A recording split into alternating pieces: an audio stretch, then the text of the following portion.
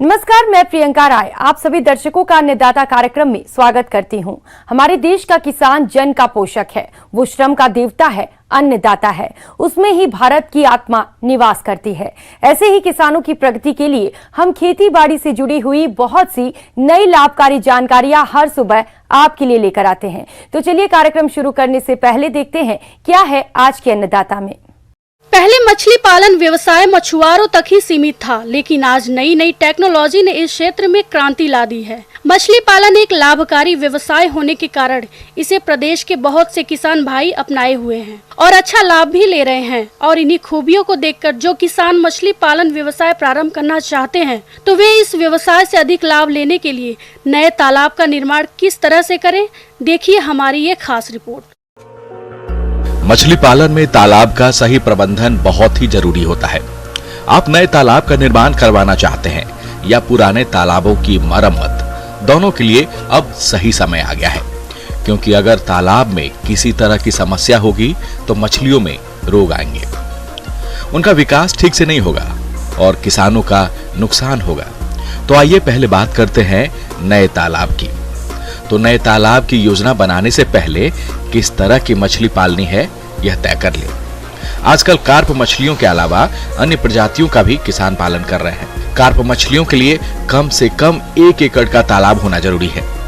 अगर आप सघन मछली पालन करना चाहते हैं तो छोटे छोटे तालाब में भी कर सकते हैं।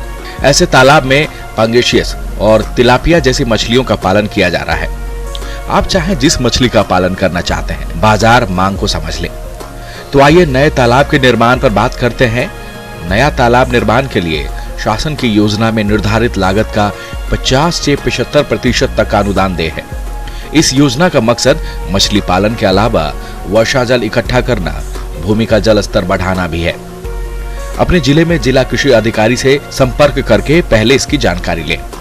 किसान भाइयों, तालाब निर्माण से पहले यह तय कर लें कि हमारी मिट्टी कैसी है, क्योंकि बलुई मिट्टी में पानी रुकने में समस्या रहती है। चिकनी मिट्टी हो, दोमट मिट्टी हो या काली मिट्टी हो, इस तरह की मिट्टियों में तालाब निर्माण करवा सकते हैं। जगह ऐसी होनी चाहिए जहां पूरे दिन सूर्य की रोशनी आती हो। तालाब का आकार आयताकार होना ठीक रहता है। दिशा पूरब पश्चिम रखें। गहराई कम से कम 1.5 मीटर होनी चाहिए। तालाब में वर्षा का पानी या अन्य जल स्रोत से पानी लाने और अधिक पानी के निकास के लिए इनलेट और आउटलेट जरूर लगवाएं। यह कार्य आप जून से पहले कर लें।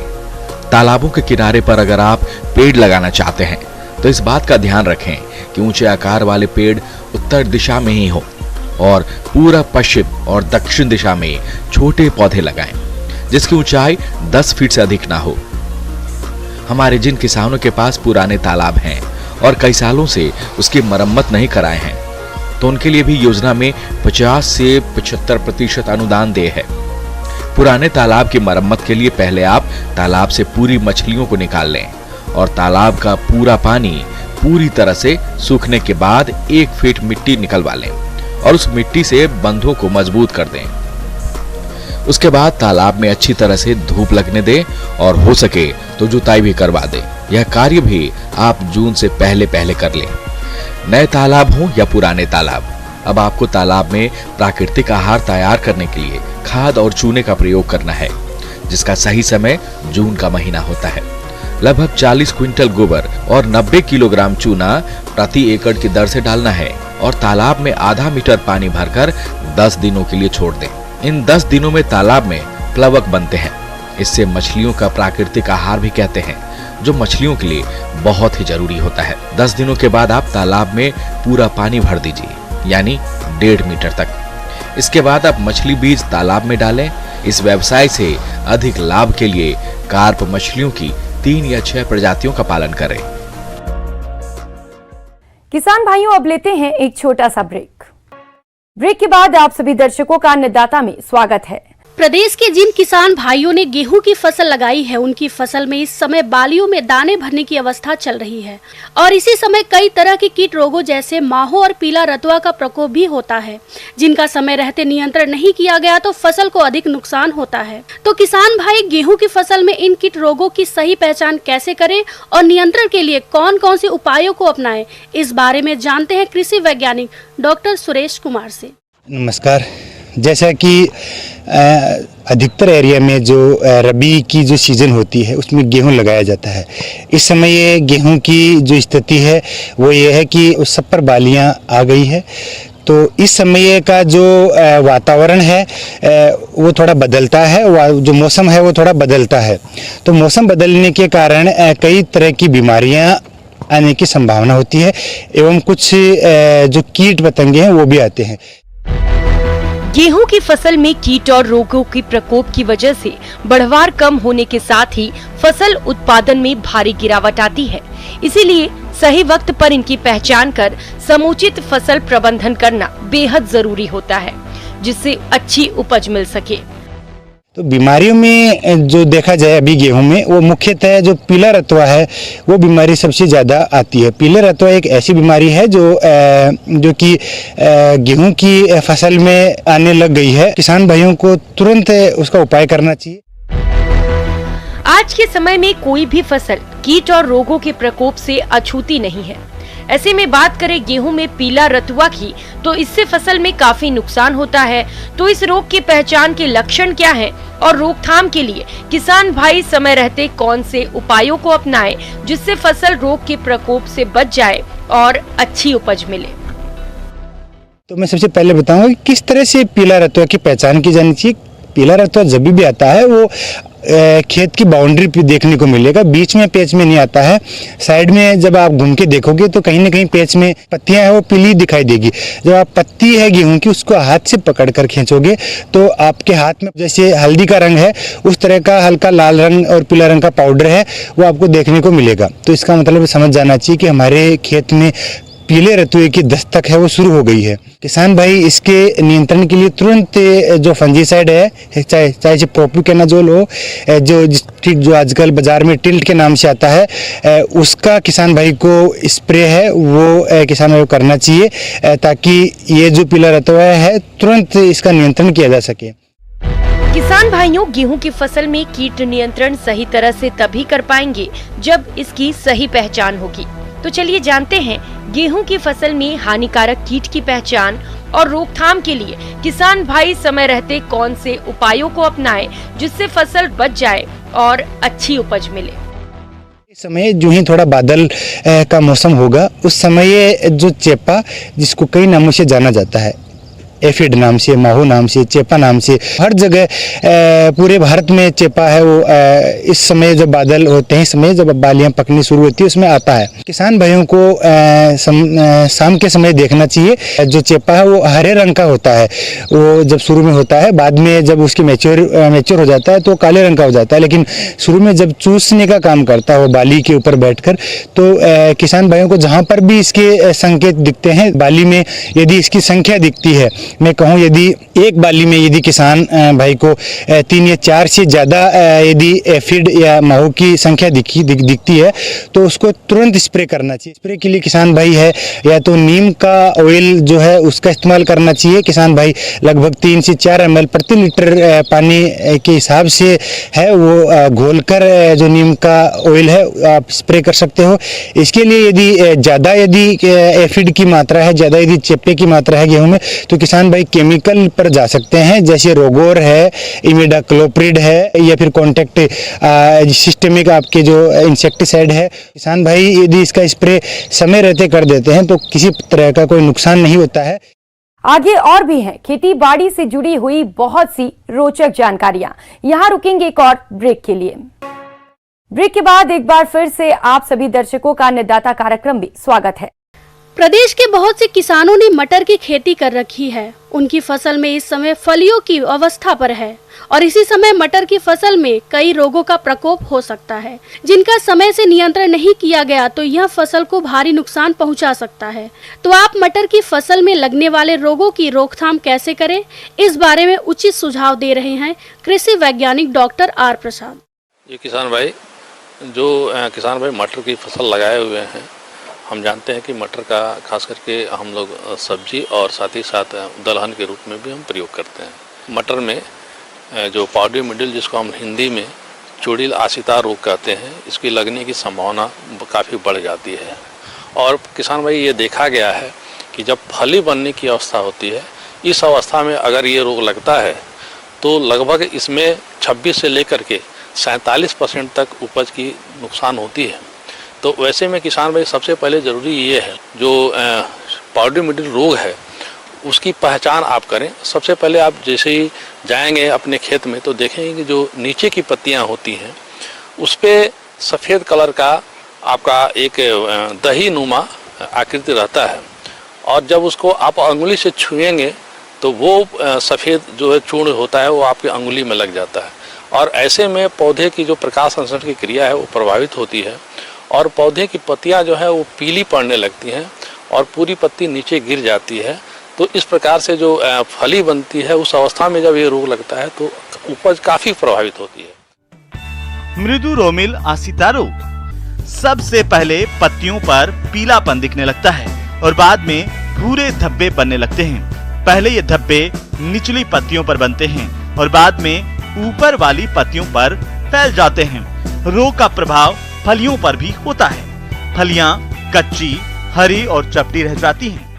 तो किसान भाई इसके लिए ज़रूरी ये है कि पहले आप कोशिश ये करें कि जब भी मटर की आप खेती करें तो उसमें जो आप प्रभेद हैं, ऐसी प्रभेद जिनमें पाउडरी मिडिल रोग के प्रति रेजिस्टेंट रखती हैं, जिसमें आपका मालविया मटर 2 है, 15 है, साथ ही साथ अर्चना है, आपका अर्पणा है, अलंकार है। ये वेराइटी जो है ये पाउडरी मिडिल रोग के प्रति सहिष्णु वेराइटियाँ हैं। तो इनका आप चुनाव करें और साथ ही साथ कभी भी मटर को आप अकेले ना लगाएं, उसके साथ इंटरक्रॉप के रूप में आप मटर या बार्ली इन सब का आप, या उसके साथ आप सरसों, ये सब सारी चीज़ें आप लगा सकते हैं, यानी इंटरक्रॉपिंग करें। रोकथाम के लिए हमेशा प्रमाणित बीज का ही उपयोग करें। खेत में सही फसल चक्र अपनाएं। जिन खेत में बार बार ये रोग आते हों वहां पर मटर को कम से कम 3 साल तक नहीं बोएं। बीज को बोने से पहले थाइरम 2.5 ग्राम दवा से प्रति किलो बीज को उपचारित करें। फसल की कटाई के बाद खेत में पड़े रोगी पौधों के अवशेषों को नष्ट कर देना चाहिए। रोग के लक्षण दिखाई देने पर 25 से 30 किलोग्राम प्रति हेक्टेयर की दर से गंधक चूर्ण का बुरकाव करें। सल्फैक्स पानी में घोल करके छिड़काव करें। और उसके अलावा किसान भाई आप ये ध्यान रखें हमेशा कि अगर आपकी खड़ी फसल पे पाउडरी मिडिल रोग का प्रकोप कहीं दिखाई देता है तो वैसे में आप कार्बेंडाजिम जो 50% होता है वेटेबल पाउडर, इसका आप 0.5% यानी का आप स्प्रे करें। इसके अलावा अगर रोग का प्रकोप आपको और दिखाई दे तो उसमें वैसी अवस्था में आप कैरेथान जो दवा होता है उसको 0.1% यानी 1 लीटर पानी में 1 ग्राम दवा मिला करके अगर आप स्प्रे करते हैं तो आप पाउडरी मिडिल रोग से अपनी फसल को बचा सकते हैं। धन्यवाद। आइए जानते हैं अन्नदाता निशुल्क फोन के माध्यम से पूछे गए समस्याओं के समाधान। अन्नदाता निशुल्क फोन संपर्क सेवा के माध्यम से पूछे गए प्रश्नों में से आज हमने जिस प्रश्न को कार्यक्रम में शामिल किया है उसे पूछा है ग्राम हकरा, जिला जैसलमेर के कृषक मुरलीधर ने। आप टपक सिंचाई पद्धति के बारे में संपूर्ण जानकारी चाहते हैं तो मुरलीधर जी आपकी जानकारी के लिए प्रस्तुत है कार्यक्रम का ये अंश।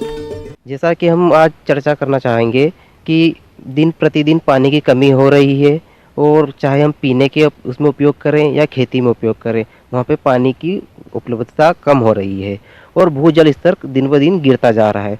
तो उसी को हम देखते हुए कि हम पानी को कैसे बचा पाएं और उसको बचाते हुए हम अपनी खेती में ज़्यादा से ज़्यादा उपयोग किस प्रकार से उस पानी का कर पाएं। सिंचाई में जो आधुनिक विधि है अपनी और सबसे सुलभ विधि है टपक सिंचाई विधि, जिसको हम ड्रिप इरिगेशन सिस्टम बोलते हैं। इसके बारे में हम आज चर्चा करेंगे।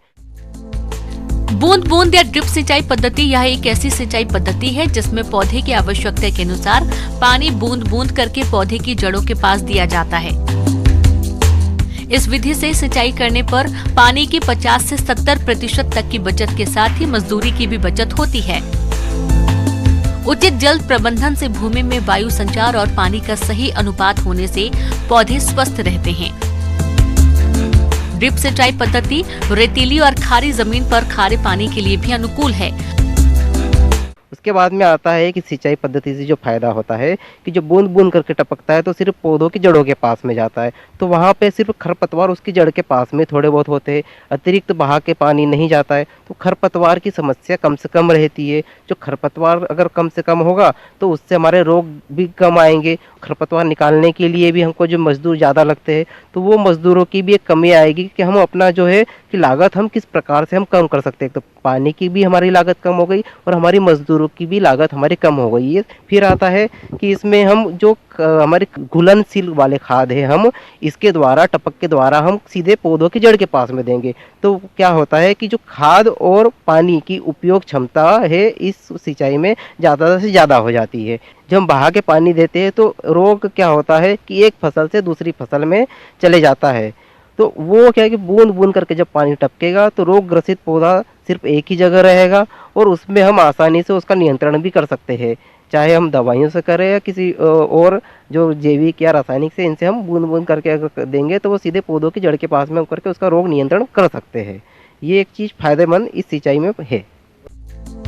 पौधों की जड़ के पास लगातार नमी होने से दीमक की समस्या नहीं होती है और खरपतवारों को पनपने का मौका नहीं मिलता है।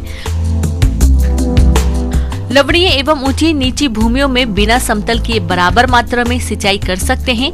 इस विधि से सिंचाई करने से भूमि का जल स्तर नीचा रखकर भूमि को सेम से बचाया जा सकता है। ड्रिप इरिगेशन में टपक सिंचाई पद्धति में क्या क्या चीज़ें होती है, कौन सी चीज़ कहाँ पे लगी रहती है, इसके बारे में हम आपसे चर्चा करते हैं। कि सबसे पहले मुख्यतः ये रहता है कि एक पंपिंग यूनिट रहती है, हेड यूनिट जिसको बोलते हैं, उसमें पंप सेट आ जाता है। फिर उसके बाद में आता है कि एक जो कुछ वॉल लगे रहते हैं हमारे, जैसे नॉन रिटर्निंग वॉल लगा रहता है, एक बाईपास वॉल लगा रहता है, एक वेंचुरी रहती है, ये हम लगाएंगे। मेन लाइन हमारी मुख्यतः रहती है कि फिर उसके बाद में आता है सब मेन लाइन, उप मुख्य लाइन आती है। फिर आता है हमारा उप मुख्य लाइन के बाद में लेटरल आती है। फिर इसके बाद में आता है हमारा कि एक ड्रिपर आता है, जहाँ से कि वो ड्रिपर लेटरल में लगे रहते हैं और वहाँ से बूंद बूंद करके पानी टपकता है। तो ड्रिपर किसान भाइयों को बताऊंगा कि दो प्रकार के रहते हैं, एक ऑनलाइन रहता है, एक इनलाइन रहता है। तो जो सब्जी भाजी की खेती कर रहे हैं वो किसान भाई इनलाइन का उपयोग करते हैं कि जो कि कंपनी से बना उसके अंदर आता है, उसमें हम ऊपर से कोई छेद नहीं करते। फिर आता है कि जो उद्यानिकी की फसलों के बारे में करते हैं, जो भी अगर वृक्षारोपण कर रहे हैं उसमें अगर हम सिंचाई के लिए ड्रिप सिंचाई अपनाएंगे तो वहाँ पे हम ऑनलाइन का उपयोग करेंगे। वहाँ पे कि हमको किस पौधे के लिए कितनी मात्रा में हमको पानी की आवश्यकता है उसके हिसाब से हम उसको ड्रिपर लगाएंगे। बागवानी फसलों में पौधों की प्रत्येक पंक्ति के साथ एक शाखा लाइन और कम दूरी वाली फसलों में 2 पंक्तियों के बीच में एक शाखा लाइन बिछाई जाती है। पौधों की सिंचाई के लिए प्रत्येक पौधे के पास शाखा में ड्रिपर लगा दिए जाते हैं। ड्रिप सिंचाई के लिए मुख्यतः मोनो ब्लॉक पंप इस्तेमाल किए जाते हैं। पानी की अधिक मात्रा में आवश्यकता होने पर अथवा जल स्तर गहरा होने पर बड़े पंप की जरूरत पड़ती है। आपसे बात करना चाहेंगे कि इस प्रणाली में इसकी देखभाल भी एक महत्वपूर्ण है। इस प्रणाली में जो प्रेशर की एक बात है कि दाब हमारा इस प्रणाली में कितना होना चाहिए, तो वो दाब के लिए हमारे जो पाइप भी रहते हैं वो उन पे लिखा भी रहता है कि कितने प्रेशर का ज़्यादा से ज़्यादा वो झेल सकता है। क्योंकि क्या होगा, प्रेशर ज़्यादा बढ़ेगा तो कहीं से न कहीं से पाइप फटेगा, लीकेज हो की समस्या आएगी, तो वो प्रेशर को मेंटेन करना बहुत ज़रूरी है। अगर कहीं पे पाइप थोड़ा सा फट रहा है तो हम उसको अनदेखा ना करें। तो जहाँ पे लीकेज हो रहा है या जहाँ पे कहीं पाइप फूट रहा है तो उसको हम उसी वक्त उस समस्या का हल वहीं पे करें और उसको उस लीकेज को वहीं पे बंद कर दें। जब भी चालू करें हम प्रतिदिन ये हम देखें कि हमारे ड्रिपर में पानी सही से आ रहा है, यानी कि इस ड्रिपर में पानी कम आ रहा है, ये हम देखते रहे। इस प्रणाली में जब हम ये खाद और उर्वरक दें तो हम इसको खोल के 5-10 मिनट चला के अच्छा पानी जब तक नहीं आए तब तक हम चलाते रहें और फिर वापस से इनको बंद कर देंगे। अब हम इसमें एक बात करेंगे कि जब हमारा ये अगर ड्रिपर चौक हो जाता है, वहाँ से पानी आना बंद कर देता है, तो एक ये है कि जिस पानी में काई की समस्या अगर हमारे लेटरल में और इनमें काई की समस्या आ गई है, काई आने लग गई है, तो क्लोरीन गैस का उपयोग कर सकते हैं या हम ब्लीचिंग पाउडर का उपयोग कर सकते हैं। इनके द्वारा हम इसका जो है कि काई की समस्या को दूर कर सकते हैं और वो घोल को पूरा पाइपों में डालना पड़ेगा और अगले 24 घंटे तक उसको हमको रखना पड़ेगा और 24 घंटे तक रखने के बाद में इसकी सफाई करेंगे अगले 24 घंटे के बाद में। फिर अपने यहाँ पे सभी के यहाँ एक उद्यान विभाग है, हॉर्टिकल्चर डिपार्टमेंट है, वहाँ पे जो उद्यान विस्तार अधिकारी है उनसे अपन संपर्क कर सकते हैं और अलग अलग वर्ग के लिए अलग अलग प्रकार से इसमें छूट है, अलग अलग योजनाएं भी है इसमें। तो आप उनसे मिलके अपन पता कर सकते हैं कि आपको क्या क्या कितने प्रतिशत में सब्सिडी मिल रही है और आपको ये लेने के लिए और कितने एकड़ में लेने के लिए, किस फसल में लेने के लिए क्या क्या कागज़ भी लगेंगे और किस प्रकार से आप इसको लेने के लिए कहाँ पे आप जाएं, ये कहाँ पे जाके अपना फॉर्म दें। तो आप उनसे मिलके अपना ये चीज़ कर सकते हैं कि आपको किस प्रकार से ये प्रणाली लेनी है। एक नजर डालते हैं राज्य की कुछ मंडियों के प्रमुख फसलों के भाव पर।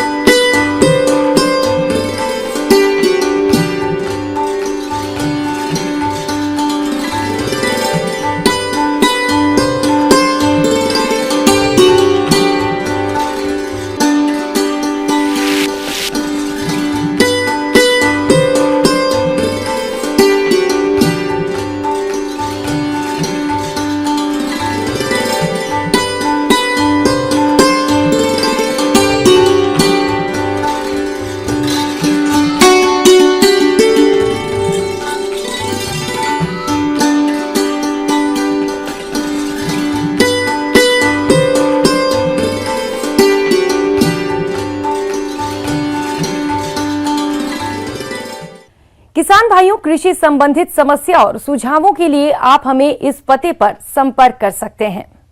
प्रोड्यूसर अन्नदाता news 18 Rajasthan, Ramoji film city, Hyderabad 501512। साथ ही आप हमें ईमेल भी कर सकते हैं। हमारा ईमेल है p18annadatarajasthan@news18.com। इसके अतिरिक्त आप हमें निःशुल्क हेल्पलाइन नंबर 1800-8892-163 पर सोमवार से शनिवार सुबह 10 से शाम 4 बजे के बीच संपर्क कर सकते हैं। अब समय हो रहा है आपसे विदा लेने का। कल फिर मुलाकात होगी कृषि से जुड़ी महत्वपूर्ण जानकारियों के साथ। नमस्कार।